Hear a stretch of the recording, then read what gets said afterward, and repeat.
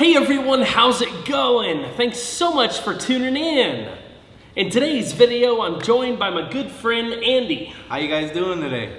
He was with me in one of my previous YouTube lives, and we thought about doing this video as a YouTube live, but there's just so many things that I want to talk to you guys about and to show you guys regarding the status of the 62 GMC project that a live just wasn't possible, or I just didn't know how to do it. Either or.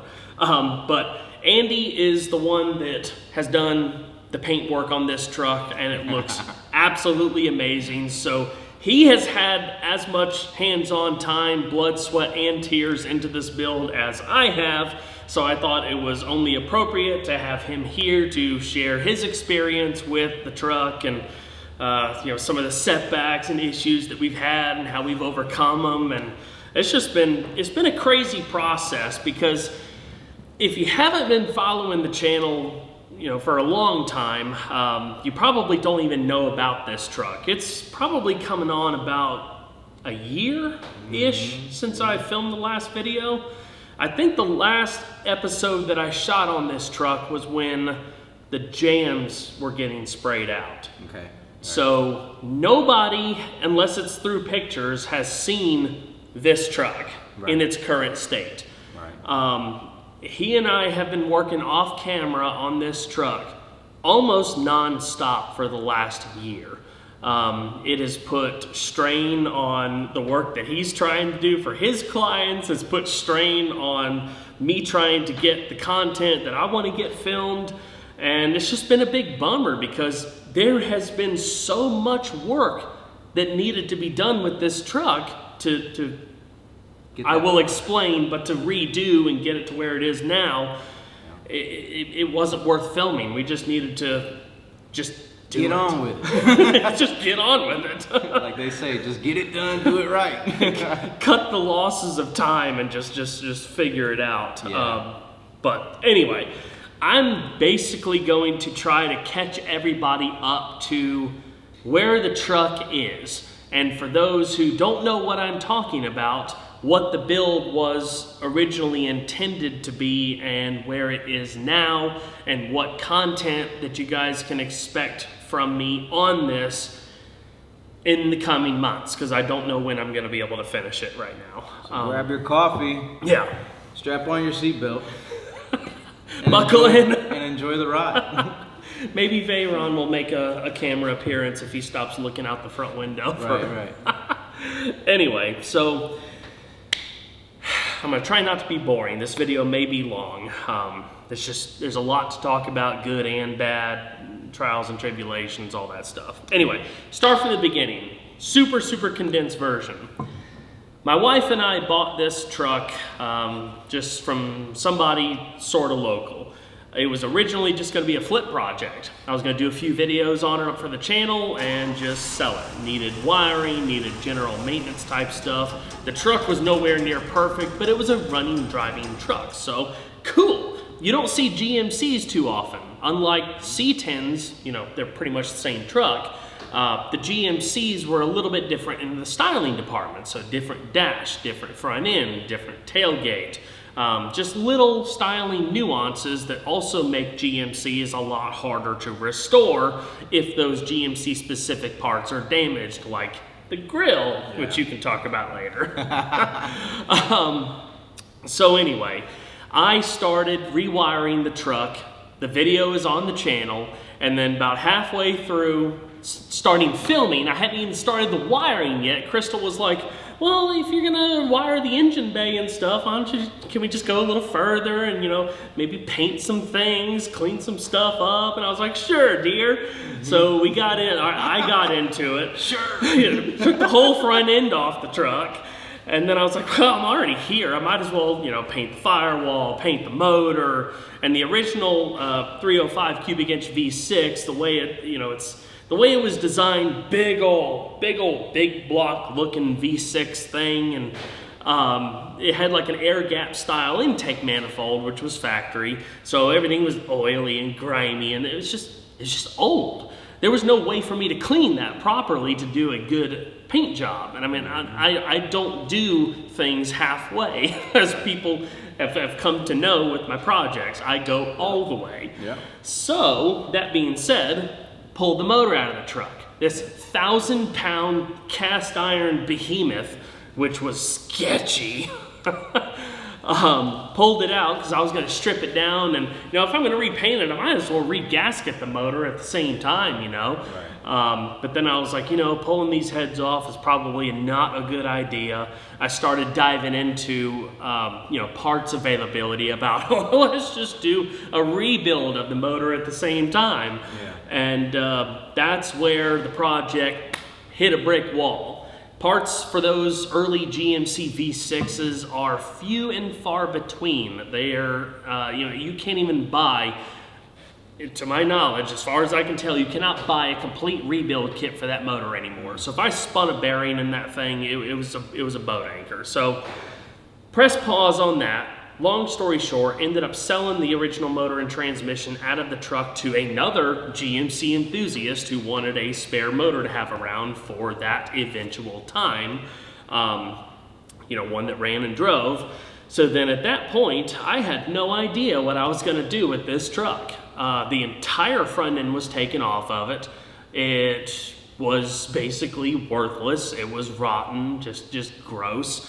It had been very, very poorly modified in the past with an all steel bed welded in place. Supposed to have a wood bed, which it does now. And just the bed was trash. The whole truck was trash. We set it outside. It sat out there for at least 6 months, 8 months, long time. Just trying to figure out a game plan on it. So fast forward, I had the opportunity to work with AC Delco and GM Genuine Parts. Amazing people to work with YouTube. It was such a good experience.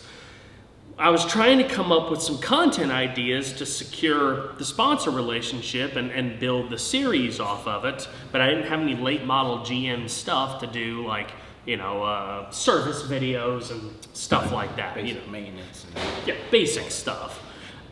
So I came up with the idea of doing a resto mod out of factory parts or factory replacement parts.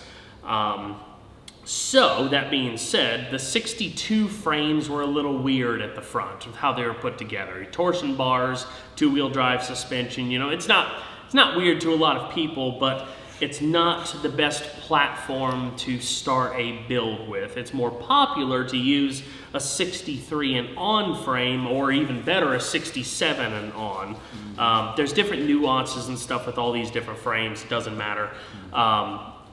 Using what I had available, I had a buddy who had a 74 C10 short bed.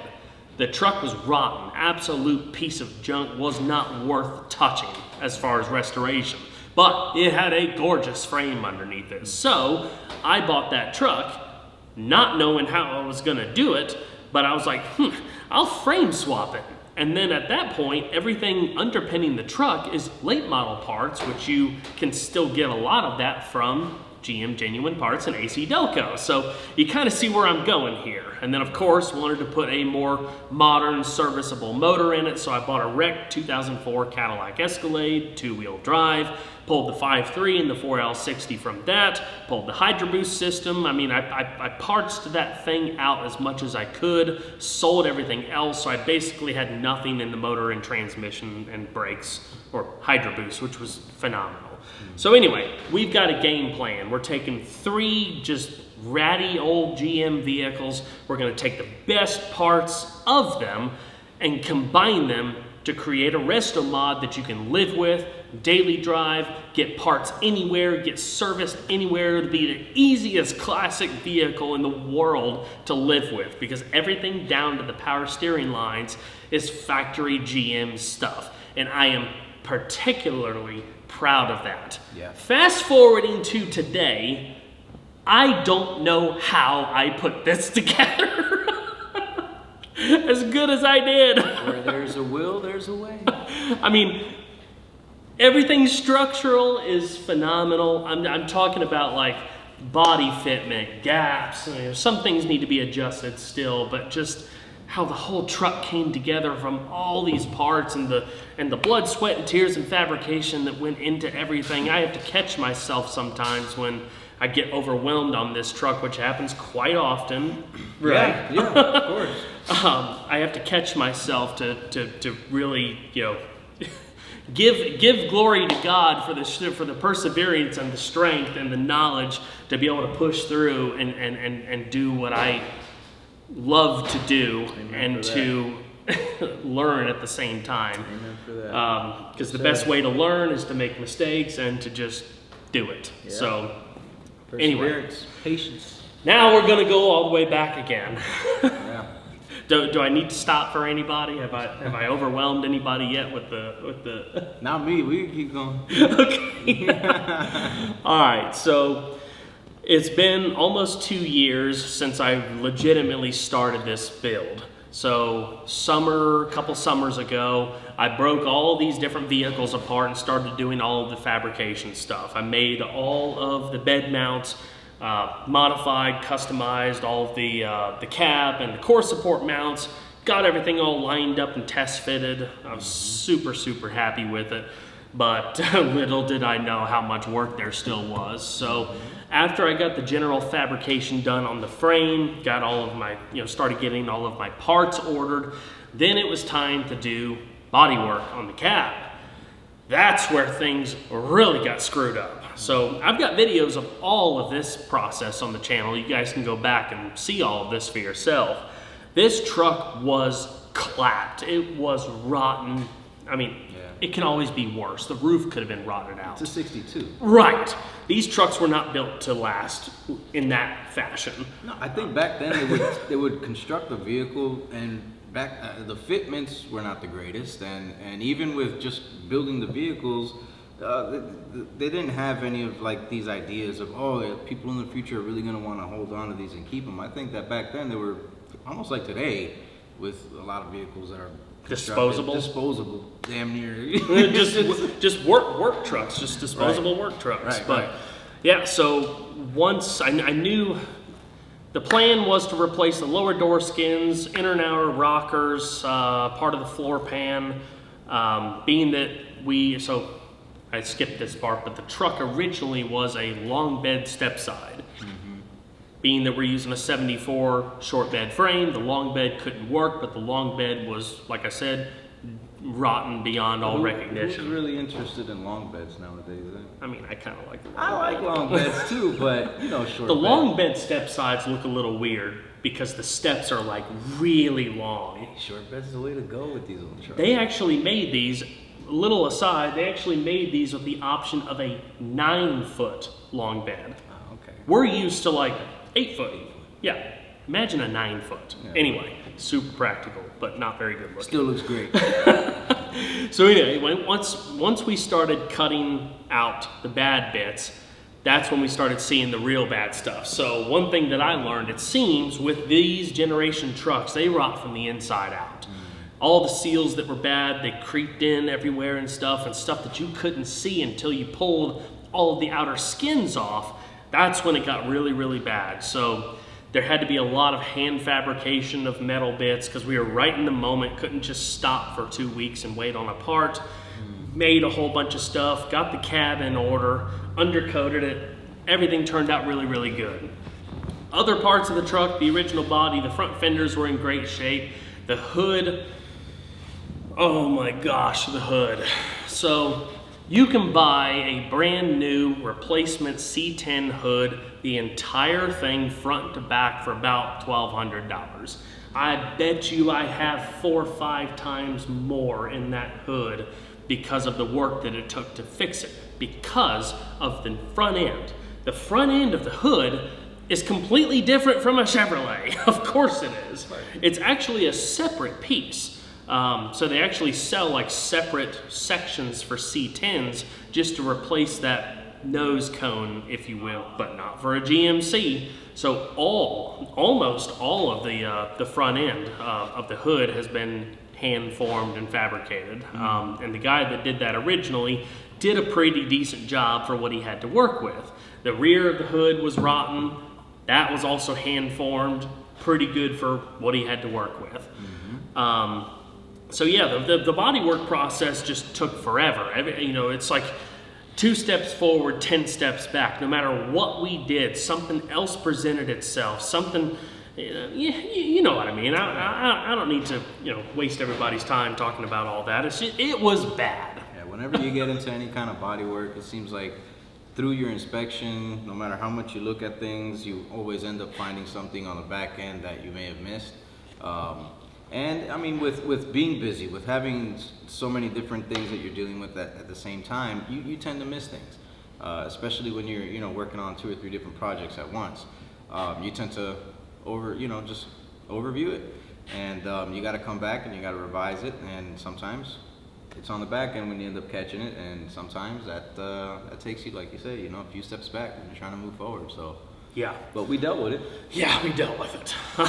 So I'm gonna fast forward a little bit through the bodywork stuff. So give you guys a little bit more of an insight on the back end stuff on the channel. So in doing all of this work and filming, there's also a lot of business stuff that happens in the background, obviously with the sponsors, keeping everybody up to date, making sure that we're keeping on track with the types of videos that we need to do, showcasing this and that product. It's just the name of the game. And with working with big companies, there's deadlines, there's lawyers, there's contracts, there's a lot involved that adds a whole lot of stress that nobody watching the video would ever know. So because of how bad the truck was and how much time it was taken to get it to look like something. Yeah, to get it to look like something, we missed a deadline. We missed 2 deadlines. And every time you redo that, it's like, okay, we got to revisit the contract. We got to send it off to the lawyers. We got to get it approved. And I mean, I don't like doing that. I like to keep my word. And the guy that was helping me build the truck in the beginning, this is before I met Andy. I should have said that earlier. Andy's not in the picture at this point. I came in, yeah. I'm getting to that point. So the guy that was helping me build the truck, I was relying heavily on his experience to help guide the project in the right way so I could give as accurate of timelines and deadlines as I could to the sponsor. And when I miss that, I feel like a big pile of trash because it's like, I don't like letting people down, especially twice. Right. Because I mean, at the end of the day, it's business. It's my business. Right. If I lose the sponsor, I'm in bad shape. Yeah. So anyway, It's understandable. fast forward. After we blew through the 2nd deadline, it was getting pretty close to the 3rd, and I was like, "Hey, are we going to be able to make this deadline?" And the assumption was yes. It got really close, like 2 weeks close, and I'm like, "Bro, we're not going to make this deadline. We're not going to make this deadline one bit." And he admitted it as well, long story short. And admittedly, I'm freaking out. Like, how am I going to go and tell General Motors and AC Delco that, oh, sorry, it's going to be a 3rd push. So I'm stressing about this more than any project relationship I have ever had. Praying about it, just didn't know what to do. Yeah. I had nobody else I could call upon. It was just me. So anyway, I just happened to be at drive-through one morning, just grabbing a little bit of breakfast. I was driving the 48 Ford just to give myself something, a little happy experience in the morning.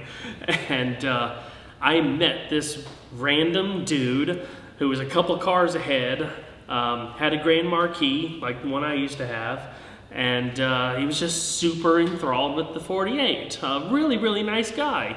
Ended up being a pastor, the local jail ministry, and he pulled over. I got my food. We ended up eating in the car together and just having a nice chat about all sorts of stuff. And he was telling me about his son who does paint and body work, and he's got a shop at his place. He takes clients. He's done full redos, some body work, collision type stuff, just all sorts of stuff.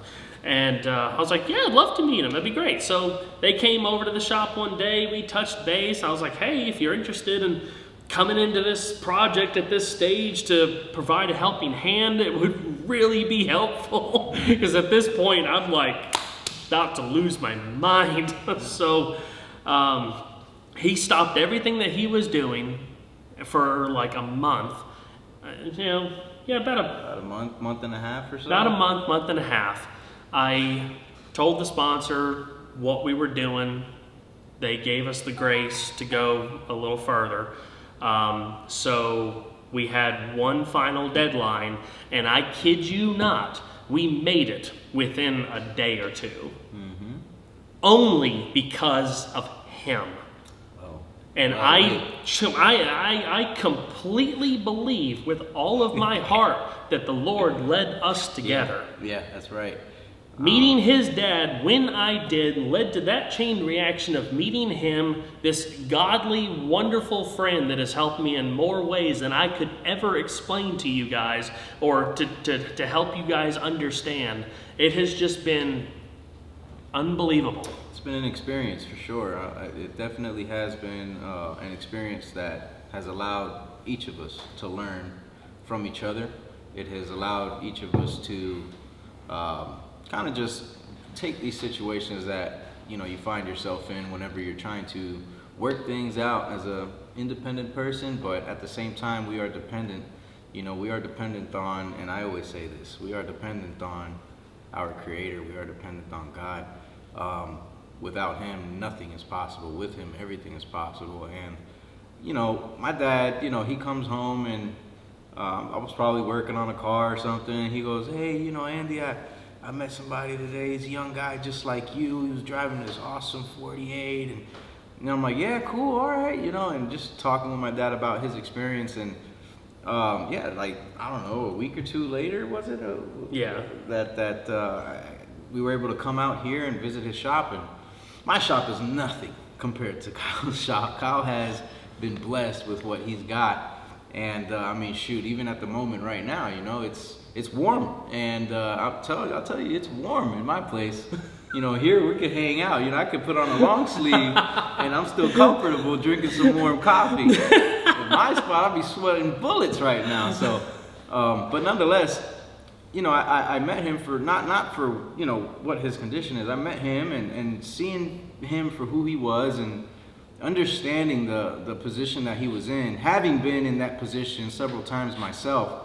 Because I just felt like a lot of our Legos just started to come together and started to make a picture, perhaps that maybe I didn't even have the complete picture as far as what could be done with joining up with an individual such as Kyle. So I did the same thing. As he was having his struggles and praying about this project, I was having my struggles and praying about my projects. And one thing that I've always been asking the Lord for was, can you show me somebody, or can you bring someone, or can you bring me to someone? Whatever the case is, doing things by yourself, it just gets too much. It just gets too much when you're trying to build a whole freaking vehicle, and all you have is these two hands and that one back. And it just gets tough. So, men are not supposed to do lives by themselves.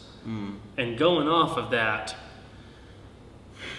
right, that is true. I'm not going to say certain things that are not professional, but I want to be real because most of social media and YouTube is not. Right. I have not spoken with the guy who originally did the bodywork and paint on this truck in almost a year. We split partnership, or whatever you want to call it, working relationship or whatever, amicably. But it was not what I needed. Let's just put it that way. I have all the love in the world for that guy. I hope that he has found his calling and is doing good, prosperous things for himself and his family. I never, ever, ever wish anything bad on anybody. Absolutely. But for me and my business, it was not going well. I was not in a good mindset. I was sinking into a bad depression before I met him. He helped pull me out. Oh, that's all a guy can do, you know, is just reel them up, get them up out of there, you know? The reason is, and I know we're supposed to be talking about the truck, but I want to emphasize the importance of surrounding yourself with the right people that could speak into you, that can pour into you, to where you don't want to be constantly pouring yourself out in your encouragement and your talks and your help and everything towards others, which is not a bad thing. It's not a bad thing. We as humans are programmed to want to help each other. Right. It's just that's how things are supposed to be. Be as servants to one another. Exactly. Yeah. This man is that. Oh, thank you, bro. I've only met one other person, my friend Chris Tolley. A lot of you probably remember him from back in the day on the channel. He is doing well. We still talk all the time. But this guy is something else. All I did was the best I could do. The reason I say that is your drive and your determination and stuff helped bring mine back. Right. Because sure. I wanted to throw this piece of stuff in the trash. Yeah. I didn't care about the fab. I didn't care about the money. It was the experience and the situation and where I felt like I was emotionally was not where I've typically been in my life as a more or less happy-go-lucky person. Mm-hmm. So that being said, we saved the project. Right. So when the other guy was on his transition out, I was reconfiguring everything for YouTube. Again, nobody knows anything about this. Why haven't you seen any Chevelle content? Because it got put aside because I didn't want it touched until I was ready to touch it, or it got put away. Why haven't you seen 240 content? It got pushed aside, got put away. That car should have been. It was planned to be finished a year ago. It was supposed to be at SEMA last year. It didn't happen. I did not want it to happen because of how certain things transpired, and I just didn't feel comfortable with it. I don't air this type of stuff on social media and video because, again, I don't think it's appropriate. People come to social media to, a lot of times, to escape life, to get, watch a funny cat video or watch, somebody jump into a lake. Oh, that looks like fun. Right. I mean, you know what I mean. But anyway, so that being said, that's why some projects just kind of disappeared from the channel. They're still here, it just is what it is. Right. And as one more random side note, I promise, thank you those who have not clicked off of the video so far. I promise we're getting back to the truck. I'm in rant mode. I just want to get this out because you guys need to know. You need to know the full picture. Yeah. So the reason why this channel has been a complete mess in the last few years, it's been a mess. It's been a daggum disaster. Ain't been a mess, man. It's been a disaster. According to what he's used to. Yeah. According to what I'm used to. Because I'm used to having control of things, and I'm trying not to be that way anymore. Right. You gotta... So, the reason I say it is the way it is, and the reason I titled this video the way I've titled it, is that's just how I feel, but it's not the reality of the situation. So, keep that in mind. But basically where was I going? I lost it. Keeping track, no ranting, the channel got into a mess, didn't get into a mess. Oh, see? All of the different projects that you guys have seen on the channel in the last several years, the Fiero plug got pulled out from under me unexpectedly, had to abandon the project. I'm not going to make a video talking about it because it's not professional. It just is what it is. But that got gone. So it was unfortunate. That 79 Camaro Berlinetta a long time ago, did a couple videos on it. Good enough, just sold it. The Camaro IROC Z, couple videos, got it running, ended up selling it. had the potential to be a really cool project, but I got enough going on. So made a little bit of money on it, sold it, all good. My point is, there has been a lot of vehicles bought and sold, finished and unfinished. The S10, fortunately, it had its issues. We fixed it. Turned out amazing, sold for great money on Cars and Bids. So thankful for that. The Monte Carlo turned out great, was one of the biggest pains in my area. in your neck. In my neck ever. That car was cursed. It's gone. I'm glad it's gone. The point is, the S10, didn't we have to like pull the motor out of it too and all that? Yeah, right? yeah. Yeah, there's a video about that. We went through a good bit of stuff with a lot of the projects. My point is, and people have asked me over and over all these years, what about this project? What about the Crew Cab dually that you started up 10 years ago and you just never finished it? Well, it got abandoned too, for other reasons. But I'm gonna have to go on. But don't rant on it. No, there's no rant. I'm gonna have to go on a whole big old tangent because nobody knows what I'm talking about. Liz, okay, real quick. I knew this video was gonna be long. Okay. Some of you know that I started a restoration business on the side. Lasted for a couple years maybe, with the guy that did most of the body work and stuff on this truck. It did not go well. I started it with the intent of this could be an amazing content producer. Like, we'll have people's cars coming in, getting different works. It'll be cool cars.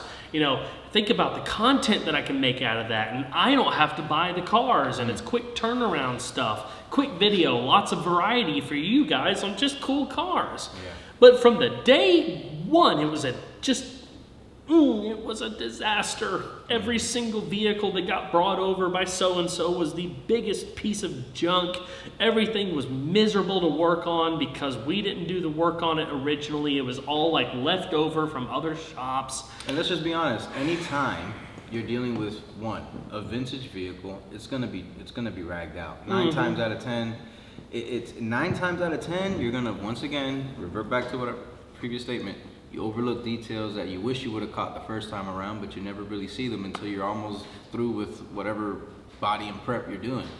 And then, you know, that being said, a lot of parts that you need to get that you end up finding out later that you're missing, and you know, you just try to get things done as quickly as possible to be lucrative with video production, to be lucrative with everything else that's going around along with the processes of. It's like that Corolla that you were doing. Yeah, and it just turns into a whole mess, which that, you know, even though it still turned out good. It turned out gorgeous, and you know, but yeah, you're gonna go through things that you don't imagine yourself going through dealing with these vehicles.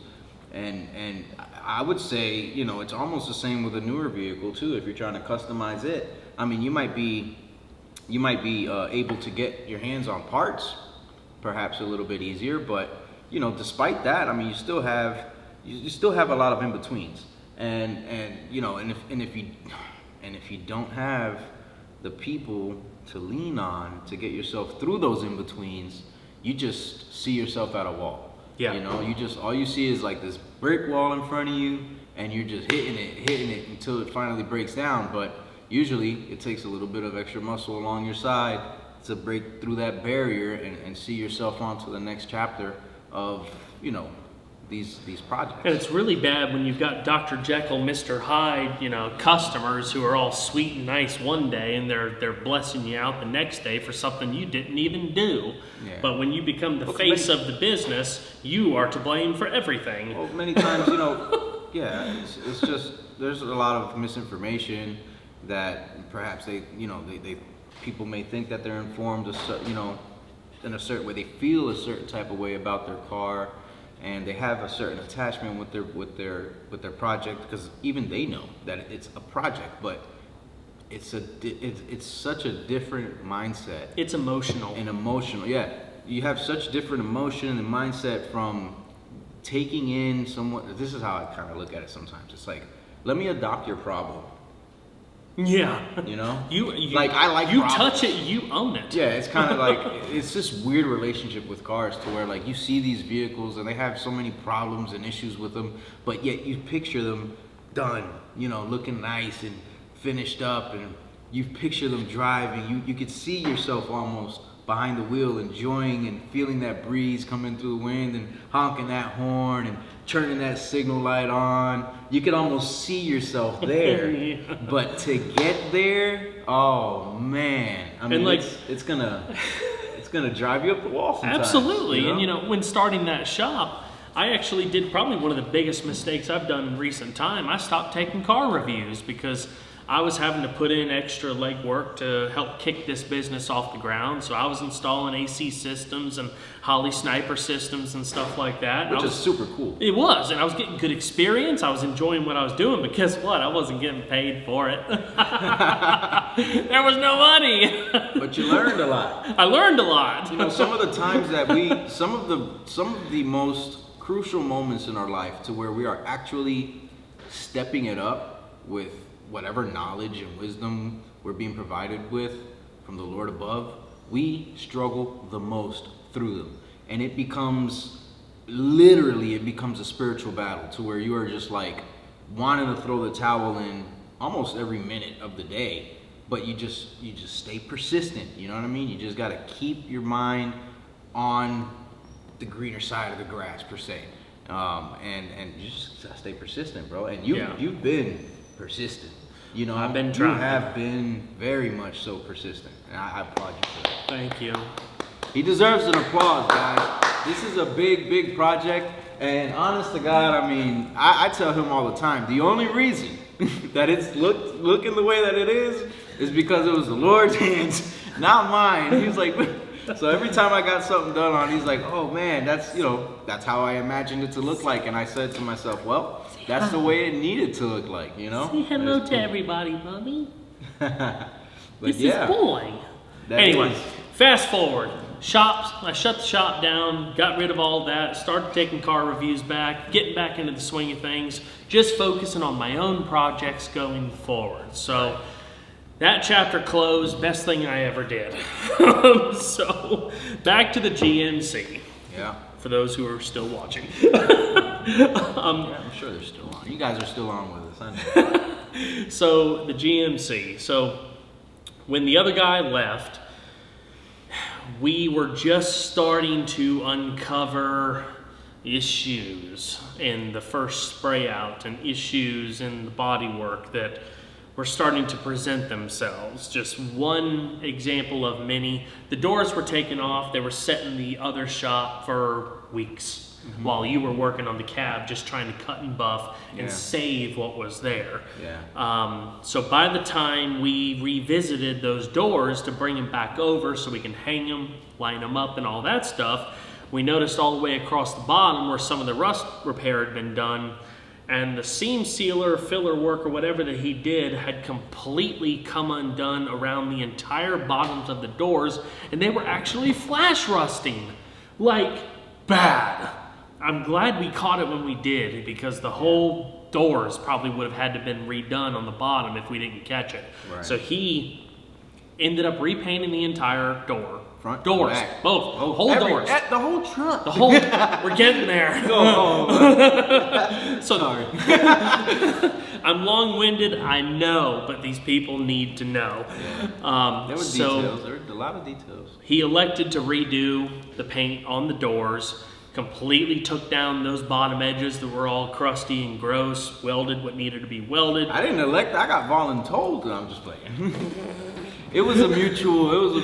Get over there, boy. Yeah. No, because one thing I realized with Kyle is, like he said earlier, how he likes to go all the way and go all out with his details, and for sure, I mean, it deserved it, because as I started to get to know him even more, as I started to get to know the truck even more, I started to realize, you know, if you're, and we're similar in this essence, to where when we want to do things, we want them to be done correctly, we want them to be done as nicely as possible. I tell him all the time, I'm not perfect. I don't think anything I've ever done is actually perfect, but excellent. Yeah, I mean, like, I think that I could at least touch excellence. I can't touch perfection, but let's shoot for excellence, because that's gonna, you know, that's gonna make a big difference. What's our saying? We call this truck perfectly imperfect, Right? Because it can't be made perfect, Right. We don't have $1 million to throw at a custom SEMA build. Yeah, no, exactly. We don't, yeah. We're striving for excellence, not perfection. Yeah, and I mean, you know, through that strive, with what we have, with what we had, and now with what we have, I think that it is well worth to be called an excellent truck. And it's well worth to be said that is near perfect as you could get with these old trucks. I mean, you know, you could only do so much with anything that you have. I mean, unfortunately, most of the work, most of the money that I had paid the original guy to do it, just gone, just wasted. We probably have double in this body and paint than we should have, because I had to redo a lot. He redid the entire truck. I had to redo everything. The entire truck. I kid you not when I say it looked good to begin with. There was some trash, there was some bugs, that stuff's to be expected. Yeah. You can work around stuff like that most of the time. But dry spots where you didn't get paint, or didn't get enough clear, or things being too thin. And that's just happening, I guess, you know, look, and this is the thing, you know. You're wet sanding and find a high spot that shouldn't be there. Right, so like I came across a lot of issues, because initially, I tried to finish what we had to save what we had, right? And even though I got really He's decent, good with finish work. Thank you. Even though I got pretty far and I got pretty acceptable with the best that I could do with a lot of finishing, it took a lot for me to get there. 6 months? Well, but despite the time, I'm talking about, let's say, when I say it takes a lot, I'm talking about, let's put it this way. It took a lot off the truck to get there. And longevity purpose, I don't like doing that. You know, there's a right way and a wrong way to do things in life, in projects, and everything. And I'm not saying that I do everything right. No, you know, but what I'm saying is that there's a right way and a wrong way to do things. And the wrong way to do things, first and foremost, is when you try to rush things. There's one thing about body that I learned, and I'm one of those, I guess, like, I learned a lot of it I learned on my own. I was taught by many good guys out here, experienced older guys, but at the same time, a lot of experienced older guys, they skip steps, and they say, oh no, you know, screw that, or forget about that, and you know, and on the back end, I was always like, well, I have no say. You know, my budget is not the one, you know, I'm not the one controlling anything here. Budget wise, you're the worker bee. Yeah, I was just a lonely peon, you know, and you know, that took a lot of suffrage for me throughout the years of my youth, but I learned that if I ever do this for a living, which I am now, I'm not gonna do this. You know, if I ever come across this situation, I'm gonna avoid doing that. And when I started to work this truck to the best of my ability to save what we had, there were just moments to where I had to hit pause, come to Kyle, drag him by the shirt, even though he didn't want to, you know, hear anything about it. Because I've already been beaten. Because he was already over it. And I'm like, well, we're not over it just yet. You know, let's deal with this situation. And he would get frustrated, and then I would get a little frustrated. But I would say, you know, let's just take the time to do it the best way that we can get it done, and get it done right. And it's gonna take a little bit of time. It's gonna take a little bit of blood, sweat, and tears, like everything does when it comes to these cars. But the final product is gonna speak for itself. And I think that, you know, we're gonna enjoy it a lot more. You're gonna enjoy it a lot more. You know, anybody that sees this, hopefully in the future, they're gonna enjoy it, and they're going to appreciate the time that was invested into it twice, because a lot of time was invested into it. I don't take nothing away from the beauty that was tried. It was attempted to be given, and it was there. Foundation was there. it was there. Most of the foundation was there, you know, but nonetheless, the attention to detail was perhaps, you know, skimped on a little bit. And I mean, daggone, when it comes to paint, it's a science, and the attention to detail is everything. And I'll say this, cleanliness, prep, I mean, you name it. Oh, 100%. Every single detail. I think I ain't got no fingerprints left from how much I've done sanded on this truck, and just, you know, yeah. So, but I'm sorry to interrupt you. You're good. This is the last thing I'm going to say about the other guy. It was told to me at the point of that last deadline that we made because of him, that he was trying to, his understanding was we were trying to make the truck look good for the camera. Mm-hmm. That's it. No, that was never, ever uttered out of these lips. Right. That doesn't even make sense to somebody who takes pride in a craft and an art, to just make something look good for camera and figure it out later. Yeah. You know, typically when you're doing body work and fitment and stuff on a build like this, certain things need to be done together. Sure, some kind of rust stuff like fixing the doors, it's better to take it off, fix it and stuff, but you need to put that door back on there to check gaps in alignment and correct as necessary. There's so much back and forth with these cars that's why it costs so much. Like, right. I mean, there's a lot of test fitment and refitment, and in the midst of that, you know, hey, we're not robots. Even though that, you know, I know that there's teachings that have been going around, that have been out there for years, explaining you kind of got to be like a robot to do certain things, especially when it comes to prettying up a vehicle of any sort. And that is true, but what I'm trying to say is that we are not machines that just run on strictly oil and fuel and go all day long. And trust me, I mean, I'm pretty sure you've had long nights.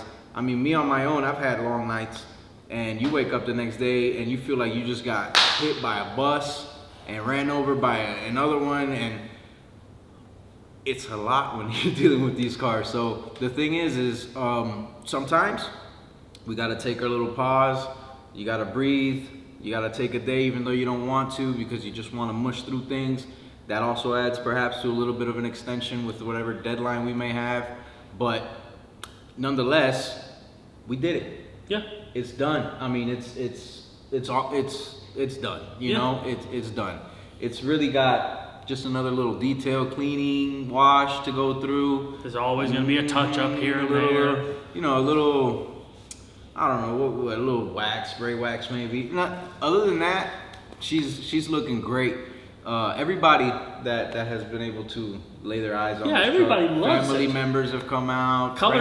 Crystal came out with the color, came up with the color combo. They're Chevy truck colors, or GMC truck colors. Son of a gun gray. Son of a gun gray metallic, silver ice metallic, custom pinstripings everywhere to contrast the two colors. Yeah. We've got silver accents on the tailgate, silver accents on the hood, a silver painted grille. You could talk about your little details and stuff, but I just want to say, as far as the series is concerned, I was so distraught and just bumfuzzled about the entire situation, about redoing this whole thing. And I mean, let's face it, people's attention span in general, even myself, they're short nowadays. Yeah. I don't want to listen to people's crap a lot of times because I'm dealing with my own crap, and then people on the camera and on YouTube and stuff, they're going to be like, oh, look at this big old baby working on his nice project, and blah, blah, blah. But nobody actually understands the deep down struggles that people go through, because social media and YouTube and all that kind of stuff is a highlight reel of people's lives. That being said, stop licking me. I'm getting a bath over here. Yeah. Good boy. My point is, I was embarrassed about the truck. It was not indicative of the quality that I, as an amateur, am trying to strive for. I'm not an expert. I am not a paint and body guy. I'm not an expert either, though. No, but listen. I'm all right. You have a lot more. You have the experience that I do not. Yeah. I have certain experience that he does not. I think we're always learning, man. We're always learning, and we help each other. Yeah. We help each other. That's what I'm saying. Guys can't do life alone. You got to be able to link up with yourself with good people that can pour into you as you pour into them. That being said, I stopped filming the series. I stopped at that jam out video. Done. Because forget it. Just forget it. Nut up, get it done. So he just got to work. And then my plan was to, okay, once Andy finishes the paint and body, that I would get back into the assembly. I could only imagine how you felt with entrusting me with this truck. Not having... I felt a whole lot better than I did with the other person. You know what it was? I think it was that Corolla one time. You came by just to my place. And you were like, to put my peepers on. on. Yeah, to put your peepers on. You know, what kind of a painter is this guy? and not for nothing, but I think I had sent him a pic or something, and I was like, check this reflection out. And you could see from 100 feet away the trees, the leaves, and whatnot, right? Yeah. But go ahead. So, and he was like, thank you, Lord. Fortunately, the bed, all the bed parts are brand new. I bought a whole brand new bed kit to build a new short bed step side to go on this frame. Literally the only thing original of this truck at this point is the cab, portion of the dash, and the front end.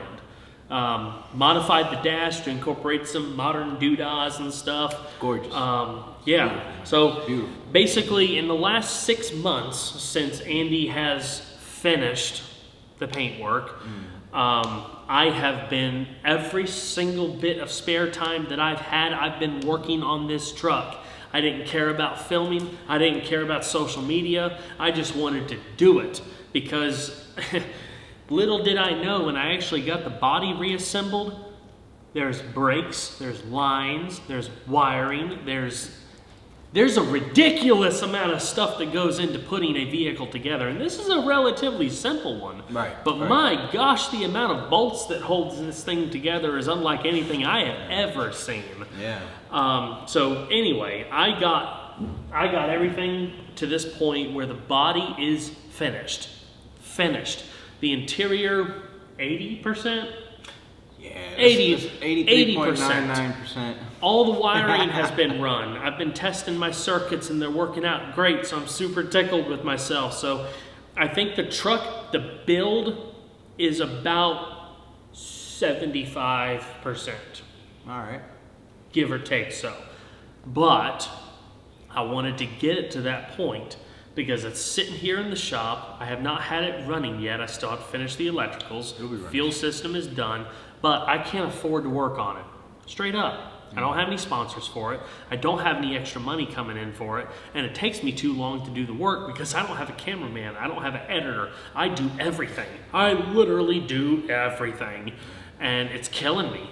Like, if I can't upload content, I'm not going anywhere. So I did as much as I possibly could, trying to just make myself feel as good as I possibly can, to where when I walk in this shop in the morning and I look over, it looks done. Right. It gives me the impression of, ooh, look at that thing. I can open the door and hear that good click and then close it. Boom. I can see the dash 95% together. The carpet's just laying in there. I see the light at the end of the tunnel. And at this point, I have to stop working on it again. Have to. That's why I wanted to make this video, to cover a lot of stuff. We ended up covering a lot more than I thought we would, and we're not done talking quite yet. Right. But it's only fair to those of you who are true supporters and subscribers of this channel. I am eternally grateful for you all. Thank you so much. You need to know the entire scope of the situation.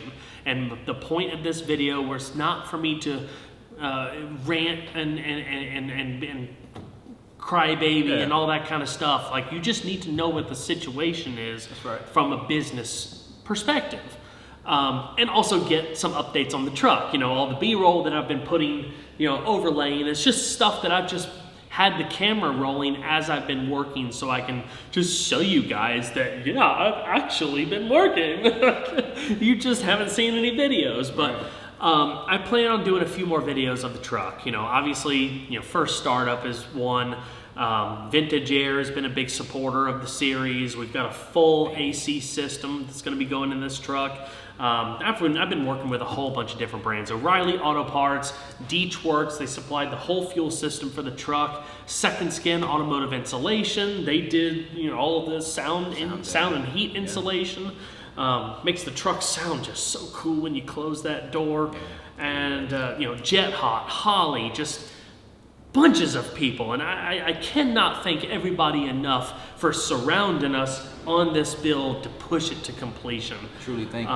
Absolutely. So that being said, I want you to talk, if you're comfortable with some of the finer details of the truck that you are especially proud of, because I've already got B-roll. I'm going to overlay it. Yeah, sure. Like the steering wheel, for example. Okay, yeah, sure. Yeah. It was a... Yeah, it was a challenge, but at the same time, you know, there were a lot of specific details that I felt like, okay, maybe, you know, I can just add a little bit more spice into this vehicle and get this truck done up, you know, and do it right, you know, and do its due diligence, I would say. So yeah, the steering wheel was definitely one of the main factors to where I think you even mentioned just like hitting it with son of a gun gray, and I was like, but we got so much two-tone going on. You know what I mean?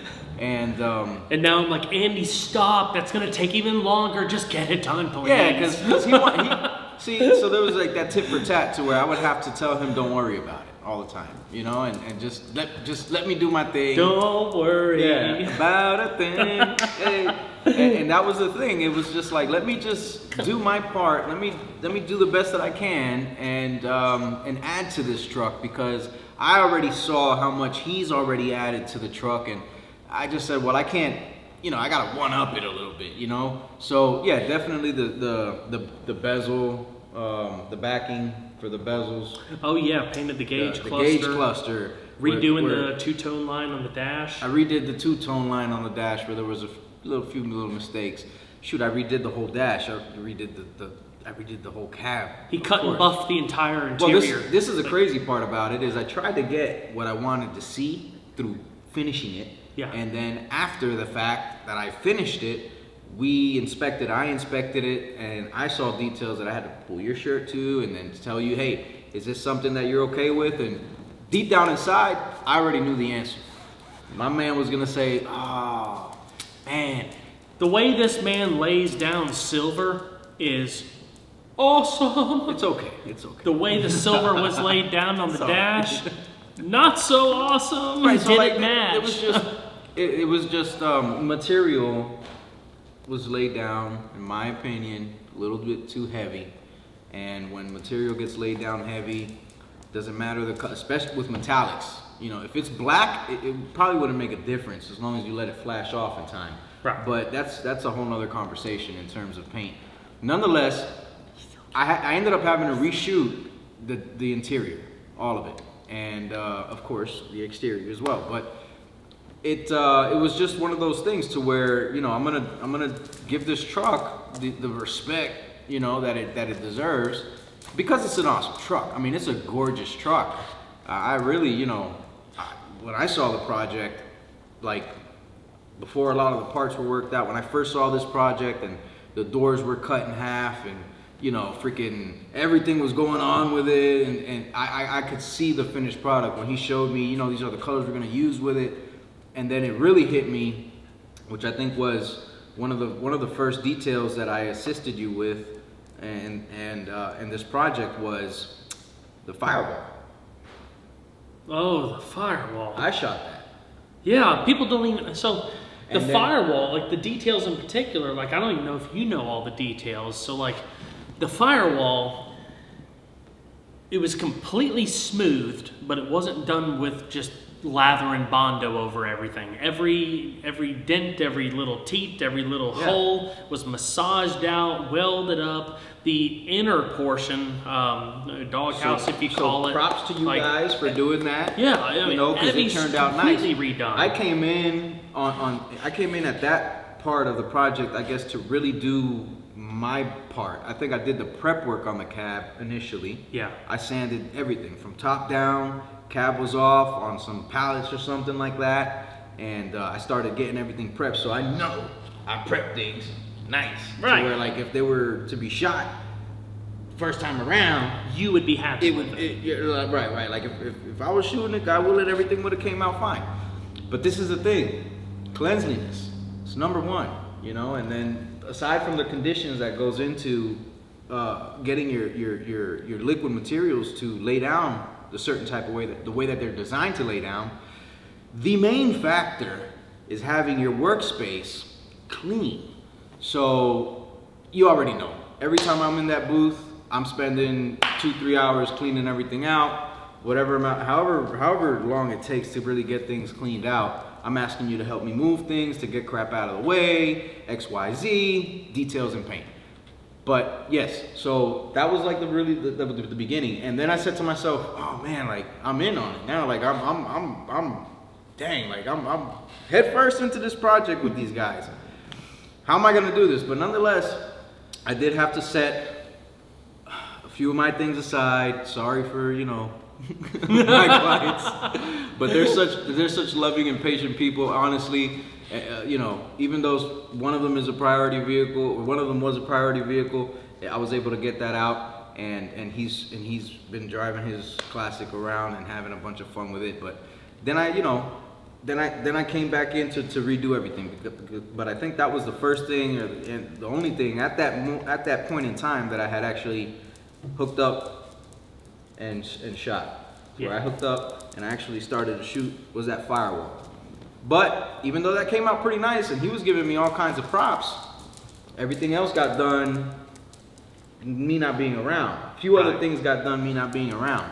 As to where, honestly, if I would have been around, maybe a lot of these defects could have been avoided. But then again, you know, really wasn't like all my problem at that time. Yeah. It wasn't really like something for me to worry about at that time, I guess. But then it became something for me to worry about. It became your problem. Yeah, it became you touched it, you own it, bro. Pretty much. I mean, it was just, you know, aside from everything, I just jumped in on it, and I said, you know, this guy, man, Kyle, he's such an awesome guy, bro, and I see what he's trying to do here, and I just said I'm gonna just try my best to help out. And mind you, this is like new friendship. You know, this was like we became friends through this truck. It's like, I don't know this dude. Yeah, right. Like we didn't really know each other from Adam, but we had a genuine connection. I feel when we met each other, we understood each other, I would say, and we have that connection to where, like, you know, we can talk to each other and, you know, be actually good people to one another and be friends with each other. And more than that, be brothers to one another. And that's how I treated this. Like, this is my brother's car, and I'm gonna help my brother get his car done as nicely as possible. I'm dealing with this little situation right now with a daily driver that I've added some extra details to, because it's also another one of my brother's cars, and I want him to look, you know, so, and with some individuals, they become almost like family, if not even in many cases better than anybody that you could think of perhaps in your own family. But we connected on this project, and I did my best to give this project, you know, what it deserved in terms of attention to detail. I added, you know, I restored, I repaired repairs, and I did additional body work where it needed to be done. I straightened panels out a little bit better than they were. We did a lot more on the fitment for a lot of the components, the hood, including the doors. I mean, you name it. We gave it attention, and we gave it a lot of time. So nonetheless, I mean, that is why we have, I would say, just an absolutely gorgeous truck. I mean, every time I look at it, I'm in awe. I'm really surprised that everything came out so nice. And the main details behind it all is, one, love for my brother. 2, patience with the work. Be patient with the work. Don't rush through anything. Make sure everything is clean before you shoot. Make sure whatever item I was shooting, made sure that was prepped out nicely to avoid. And still, I had some crap happen to me on it. And you know, I mean, even though I might have lost 2 or 3 hairs out of my head, I went back and I redid it, and then, you know, it came out great. It came out like I wanted it to come out. And no matter how good or professional of a painter I could say that I am, or many other painters out there know that they're very good, crap happens. I mean, stuff happens. And guess what? It's another scenario. Revert back to that previous statement to where you try to take a step forward and you end up going 3 back. But we just ended up pushing through it, didn't we? Yeah, absolutely. So, perseverance.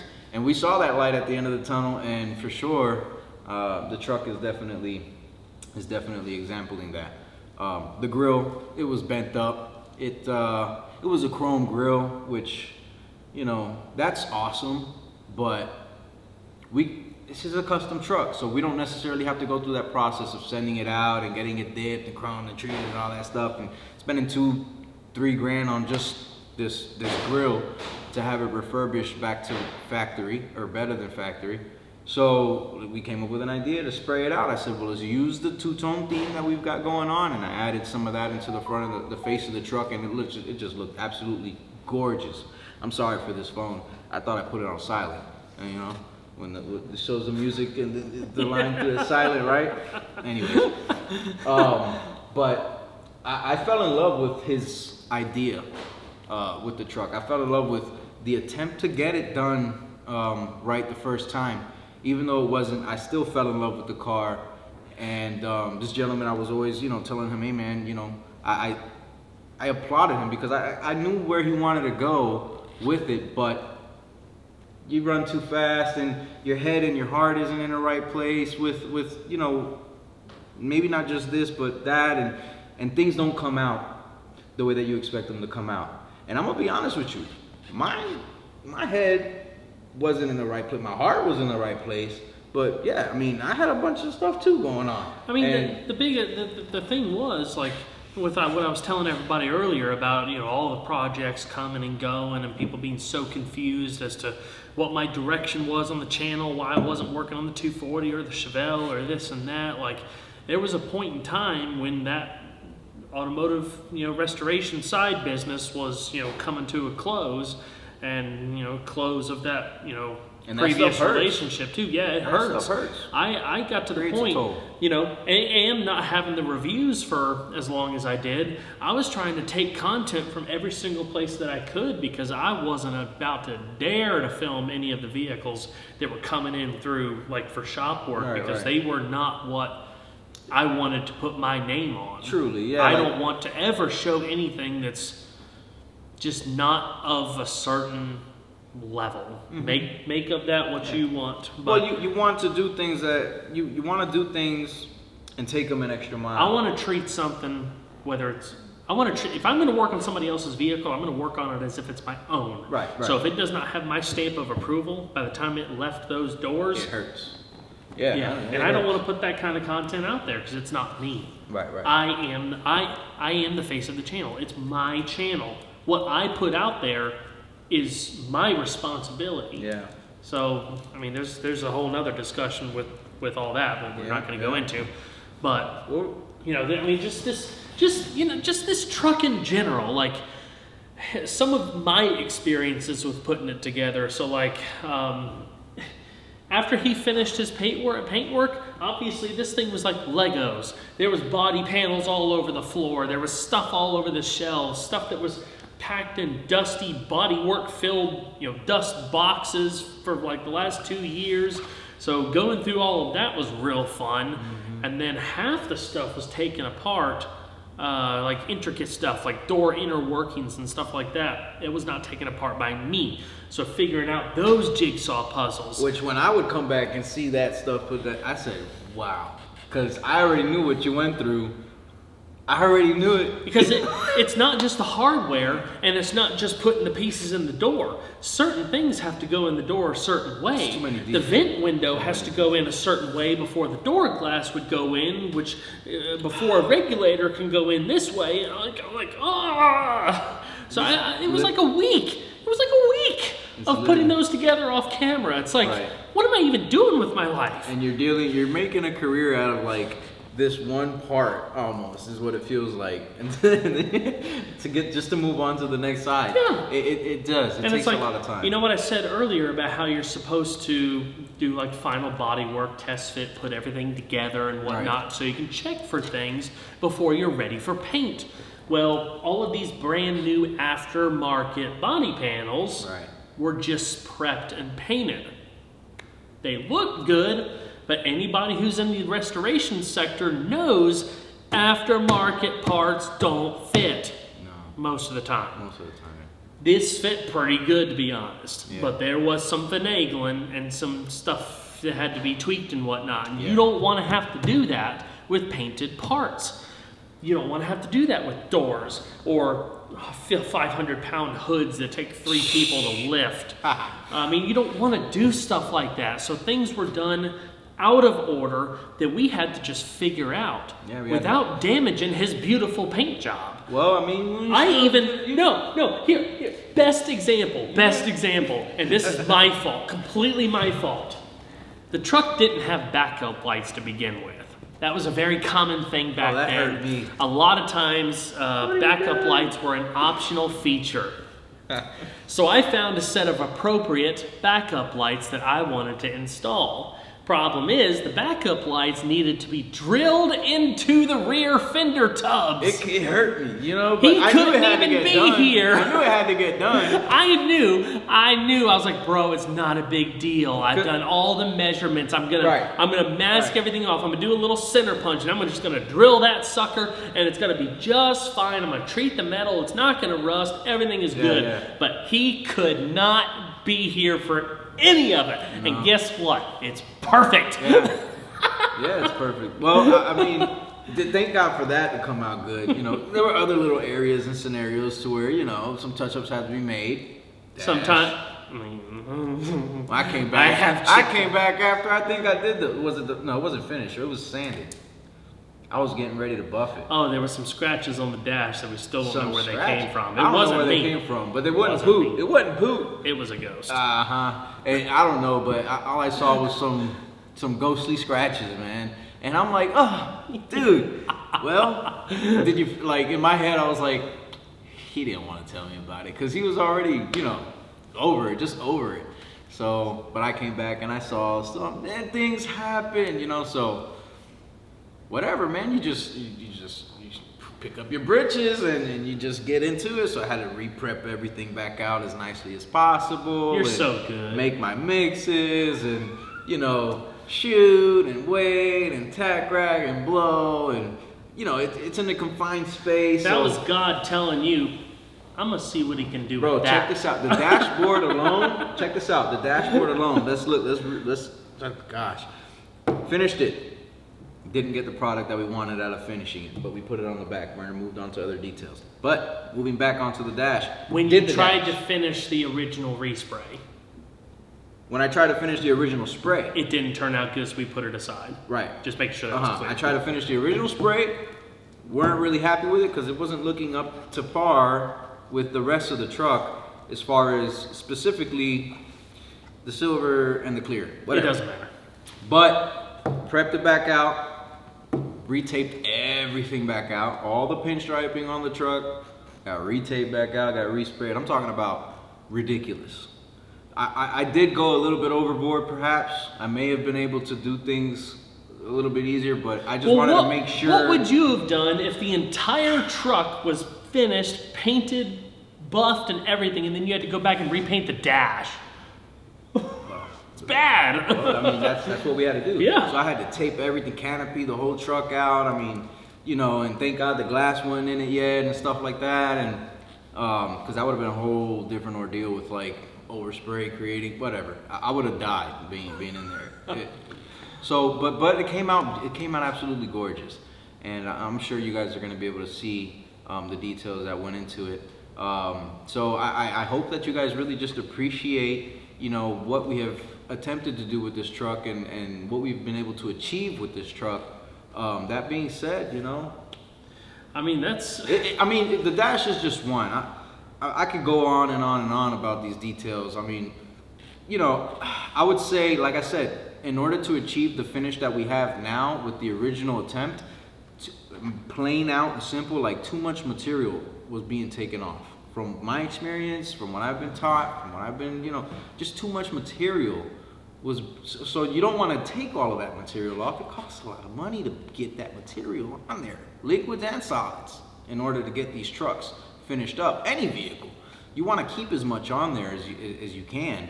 I mean, you already got enough being lost out in the air when you're with whatever overspray, depending on your setup and stuff you're creating in your shooting environment. But when you're hitting on that panel, you want that stuff to stay on that panel. So that's what I pretty much ended up having to come back and do, is just make sure that, and we did. We ended up having to get, more clear? Another 2 gallons of it, give or take? More clear, more gray, more silver. I don't know how we had to get a little bit more of everything. Everything. Just to make it happen, but it was worth it. Because now on the back end, we've pulled this thing out in the sun and we've rolled it out there. It just looks absolutely gorgeous. And in here, it also looks absolutely gorgeous. I hate that we had to do it.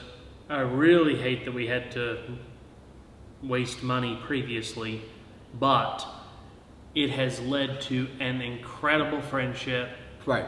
It has helped me. And that's priceless. It has helped me in tremendous ways, more than one. Mm-hmm. And even though we had to take a whole lot of steps backward to go forward, and I missed out on a ton of content, we ended up creating a spectacular truck that you guys will see in more videos. There will be an in-depth review at some point.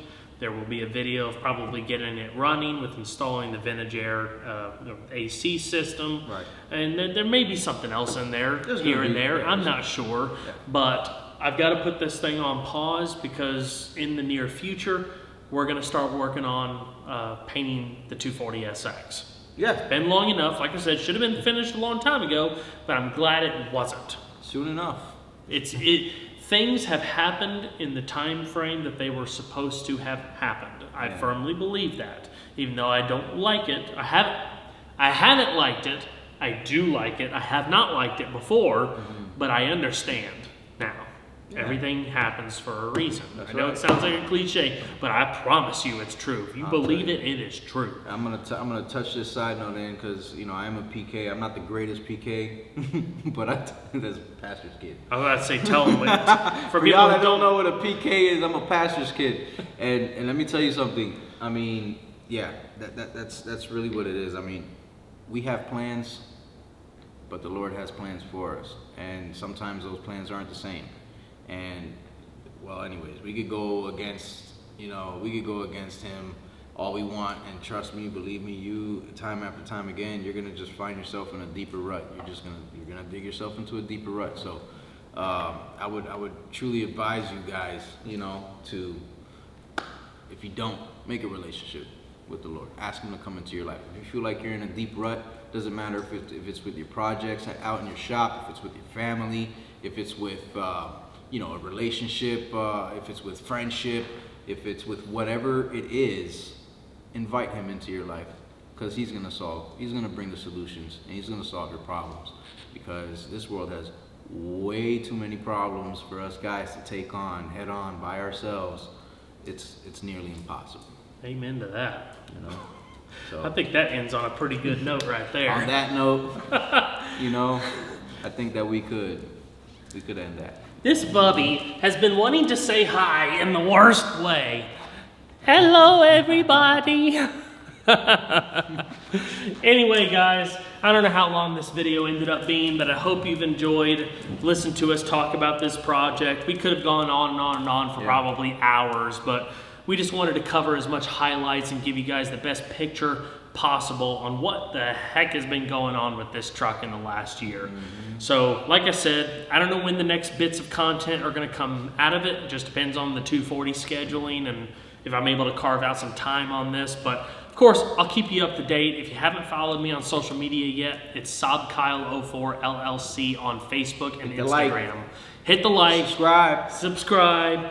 Make sure your notifications are turned on. Yeah, and truly, that's a big problem. Yeah, we need you guys' support. So, and we really appreciate it. Any positive feedback that you guys can give us, any additional information through the videos that Kyle's been posting, we need that, and we truly do appreciate it. And we monitor it, we check back at it, we speak and have conversations about small details. So if you guys could do your part other than watching the video, if you have something on your on your chest you would like to comment about, as long as it's positive, come on, send it our way. We appreciate it. Awesome. Thank you guys so much for watching. I will be in touch soon. See you on the next video. All right, y'all.